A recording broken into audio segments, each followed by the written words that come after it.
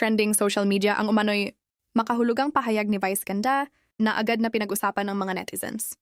Marami ang nagsabing tila may pinatutungkulan ang komedyante matapos niyang ipahiwatig na kapag it's showtime ang nasasangkot sa isang issue ay mabilis itong napapansin, samantalang kapag ibang programa naman ay tila mas matagal bago magkaroon ng aksyon. Gayunman, wala siyang direktang binanggit na programa o personalidad. Dahil dito, may ilang netizens ang nagbigay ng kani-kanilang interpretasyon at iniugnay ito sa matagal ng usapin ng paghahambing sa It's Showtime at Eat Bulaga. Agad namang umani ng iba't ibang reaksyon ang naturang issue, kung saan may mga sumang-ayon sa pananaw ng mga netizens at mayroon ding nagsabing hindi dapat magmadaling magbigay ng konklusyon nang walang opisyal na paglilinaw. Kasabay nito, umapela rin ang ilang taga-subaybay ng noontime shows na sana ay maging patas ang pagpapatupad ng mga regulasyon ng MTRCB sa lahat ng programa.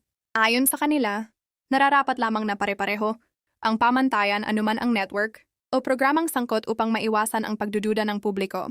Sa ngayon, wala pang opisyal na pahayag ang MTRCB hinggil sa mga interpretasyong kumakalat online. Patuloy namang hinihikayat ang publiko na maging maingat sa pagbabahagi ng impormasyon at hintayin ang anumang opisyal na paglilinaw mula sa mga kinauukulang panig.